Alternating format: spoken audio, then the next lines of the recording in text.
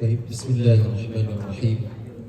رب اشرح لي صدري ويسر لي أمري واحلل عقدة من لساني يفقه قولي.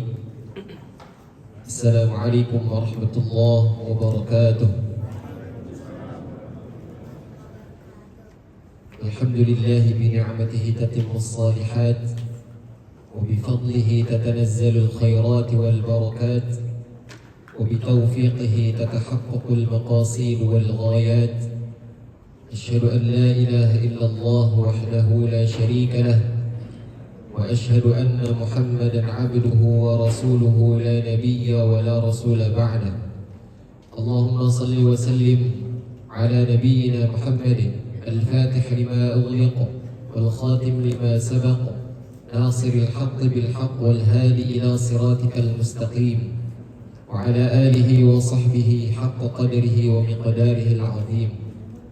سبحانك لا علم لنا إلا ما علمتنا إنك أنت العليم الحكيم، ولا حول ولا قوة إلا بالله العلي العظيم.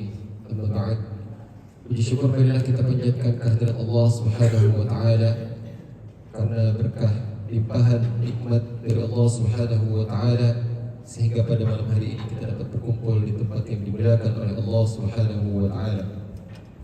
Salawat dan salam tak lupa kita curahkan, kita kirimkan kepada baginda Nabi besar Muhammad sallallahu alaihi wasallam, kepada keluarganya, kepada para sahabatnya, kepada kita selaku umatnya dari awal hingga akhir zaman. Mari kita mulai pertemuan pada malam hari ini dengan sama-sama membaca Bismillahirrahmanirrahim. Baik, seperti biasa, silakan dibuka surah Al-Fatihah.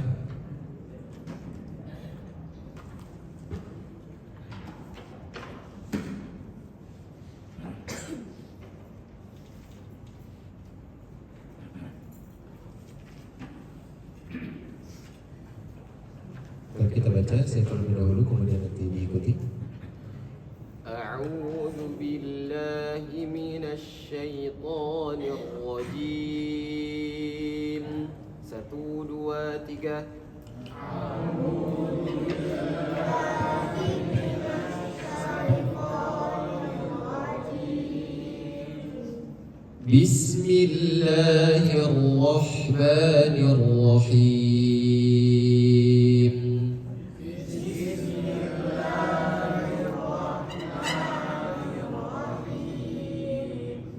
Tidak akan bosan saya mengingatkan, mad tabi'i hanya cukup 2 harakat, jadi jangan lebih dari 2. Contoh, Bismillahirrahmanirrahim, itu 2. Tapi kalau kita baca Bismillahirrahmanirrahim, itu lebih dari 2, bisa 3 sampai bahkan 4, seperti itu. Jadi mungkin lebih simpelnya adalah ketika kita menemukan hukum mad tabi'i, idealnya kita ayun saja. Bismillahirrahmanirrahim. 1 2 3. Bismillahirrahmanirrahim. Alhamdulillahi rabbil alamin.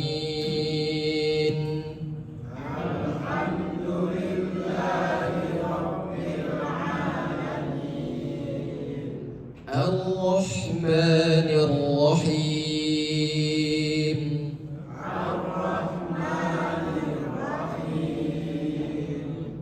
مالك يوم الدين.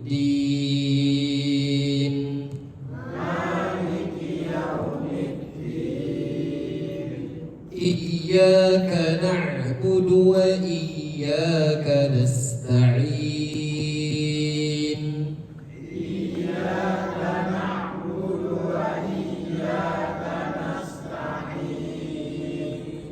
اهدنا الصراط المستقيم.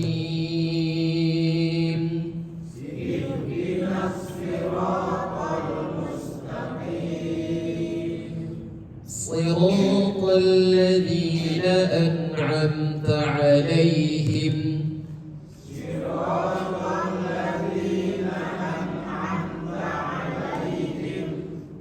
ghairil maghdubi 'alaihim waladdallin.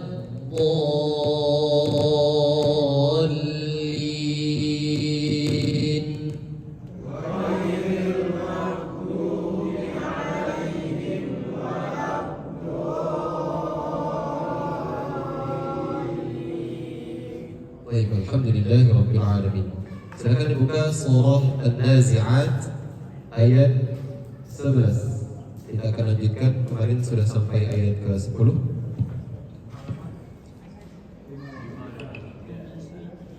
Halaman 583.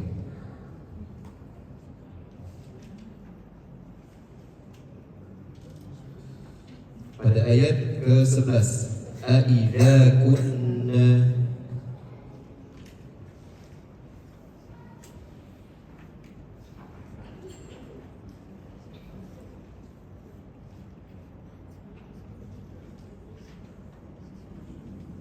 Baik, kita mulai. A'udzu billahi minasy syaithanir rajim. 1, 2, 3.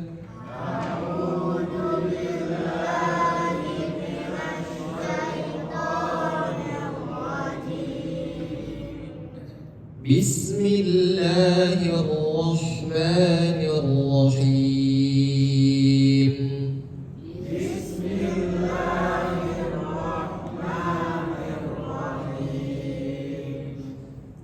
أَإِذَا كُنَّا عِظَامًا نَخِرَةً.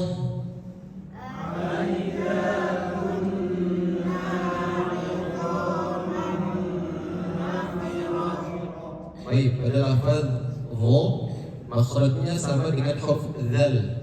Ujung lidah bertemu dengan gigi seri bagian atas. Aidza kunna 'idham. Jadi tetap ujung lidah menyentuh gigi atas, kemudian dibulatkan menjadi dha. Dha, 'idham.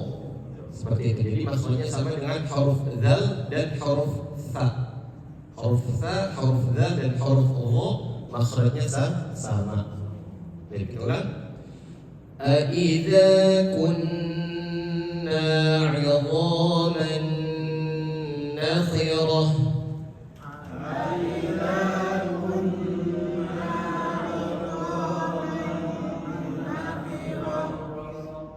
Qalu tilka idzan karratun khasirah.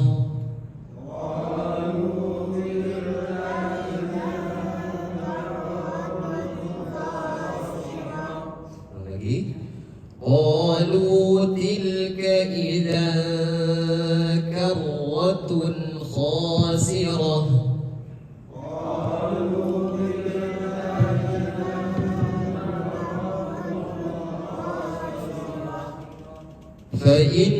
فإنما هي زجرة واحدة.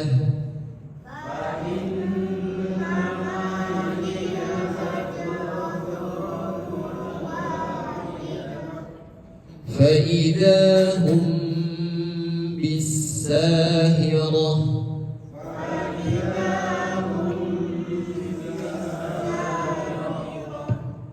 هل أتاك حديث موسى.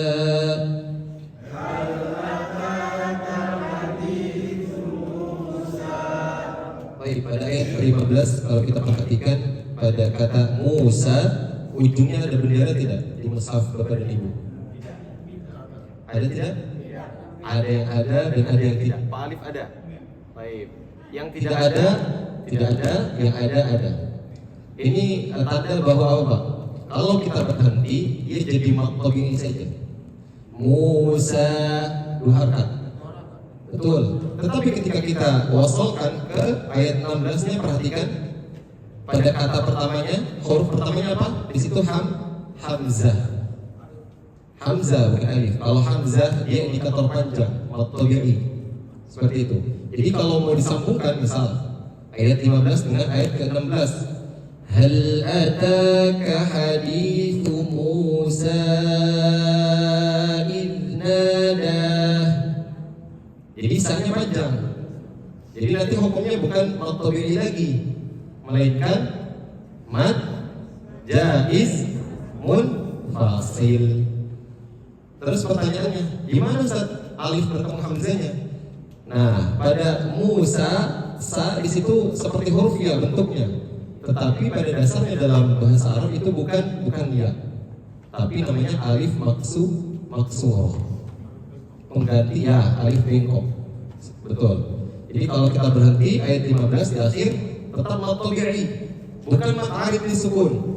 Kemarin saya sudah sempat jelaskan kalau mad arid disukun harus ada mad tabi'i kemudian dilanjutkan dengan huruf yang diwaqafkan. Nah, ini salah satu contoh mad tabi'i yang ada di akhir kata tanpa adanya huruf yang diwaqafkan setelahnya. Jadi tetap mad tabi'i seperti itu. Baik, kita cukup pada ayat ke-15. Setelah ini insyaallah kita akan tahsin satu persatu. Kita akan bahas ayat demi ayat yang kita baca tadi. Yang pertama, أَإِذَا كُنَّا عِظَامًا نَخِرَةً. Sini ada mad tabi'i. Huruf alif sebelumnya adalah fathah. Kemudian di sini kenapa harus ditahan? Karena gunnah. Gunnah hurufnya ada dua, mim dan nun yang bertasydid. Maka kalau kita menemukan gunnah harus ditahan dulu. Kunna, jangan langsung kunna, jangan, tapi tahan dulu. Kunna. Kemudian di sini panjang juga mad tabi'i.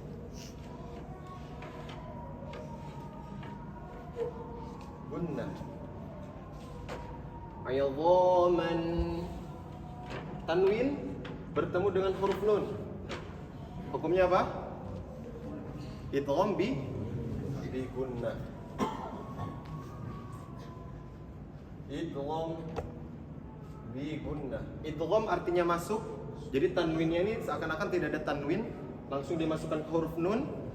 Gunnah artinya tahan dulu atau dengungkan dulu.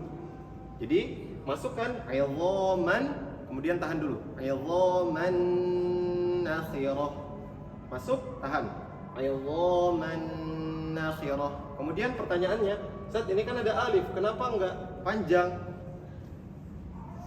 Jawabannya adalah alif di sini bukan mad tabi'i. Yang sebelumnya harus fathah.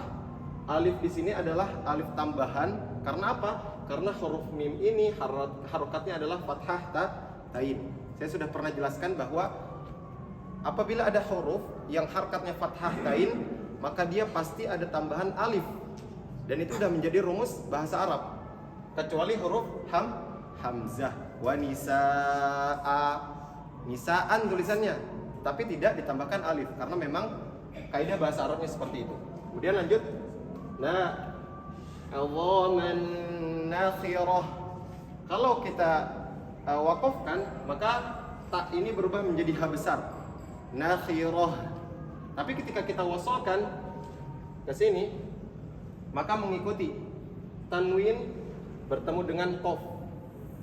Maka hukumnya ikhfa hakiki. Idhaman nakhiratan qalu. Jadi samar-samar. Tannya tidak bunyi jelas. Qalu. Ada alif, mad tabi'i. Kemudian di sini ada waw. Sebelumnya adalah dhammah. Ini mad tabi'i juga. Kenapa di sini ada ditambahkan alif? Alifnya seakan-akan tidak ada. Ini alif tambahan saja. Alif tambahan karena qalu itu dia dhamirnya hum, mereka. Maka ditambahkanlah alif di sini sebagai penyempurna. Tilka idza, sama. Ini tanwin sama dengan ini bertemu dengan kaf. Ikhfa. Maka cara bacanya adalah samar. Idza karratun. Kemudian ada tanwin juga, dhammah tain bertemu dengan huruf kha. Tanwin atau nun sukun bertemu dengan huruf kha, idhar. Kalau idhar berarti bacanya jelas. Karwatun khosirah. Karwatun khosirah. Sama ini juga kalau diwakafkan maka jadi ha besar bacanya. Khosirah. Kalau nyambung menyesuaikan dengan setelahnya. Khosiratun fa innama. Khosiratun fa innama. Maka dia jadi ikhfa. Fa innama. Nah, di sini kenapa harus ditahan juga? Karena nun dan mim yang bertasydid hukumnya gunnah, maka harus tahan juga. Fa innama matabi'i hiya zaj. Nah, ini berbeda. Ini zai, ini jim. Jadi cara bacanya beda. Yang pertama getar za. Kemudian yang kedua ja, tegas. Ja. Jadi kalau disatukan zaje. Ja-nya ini, jimnya ini yang mantul. Zaje. Kenapa jimnya mantul? Dia punya sifat yang namanya qalqalah. Qalqalah sugro. Kenapa qalqalah sugro? Karena sukunnya asli. Zajratu. Tanwin bertemu dengan huruf waw, idgham bi gunnah. Ditahan, betul. Zajratu wahidah matabi'i. Kemudian ini tanwin bertemu dengan fa, sama ikhfa juga. Jadi cara bacanya samar. Wahidatun fa'idzah. Wahidatun fa'idzah. Nah, di sini ada mim. Sukun bertemu dengan ba. Kita pernah belajar hukum mim sakinah. Ikhfa, syafawi. Ikhfa, syafawi. Maka harus ditahan dulu. Fa idzahum bisahirah. Ini alif lam syamsiyah. Kemudian terakhir, hal ataka hadithu Musa. Nimat tabi'i. Ini terakhir. Kalau kita wakaf berhenti mat tabi'i, tapi kalau kita wasal dengan setelahnya, maka bendera ini berlaku. Jadi mad jaiz munfasil. Karena sebab huruf setelahnya adalah hamzah dalam kata yang berbeda. Wallahu a'lam bishawab. Kita tutup dengan ya. Gimana Ibu? Bisahirah. Ini? Oh ini. Ini sama dengan yang ini. Kalau mau digabungkan bisahiratihal. Kalau wakaf bisahirah sama. Jadi dia ha. Jadi bukan. Kalau mat arif disukun dia harus ada alifnya dulu. Harus ada matnya dulu, mat tabi'inya dulu. Tidak ada hukumnya di sini. Enggak ada. Ya. Seperti itu. Wallahu a'lam bishawab. Kita tutup dengan sama-sama membaca alhamdulillahirabbil alamin dengan doa kafaratul majlis. Subhanakallahumma wa bihamdik asyhadu an la ilaha illa anta astaghfiruka wa atubu ilaik. Assalamualaikum warahmatullahi wabarakatuh.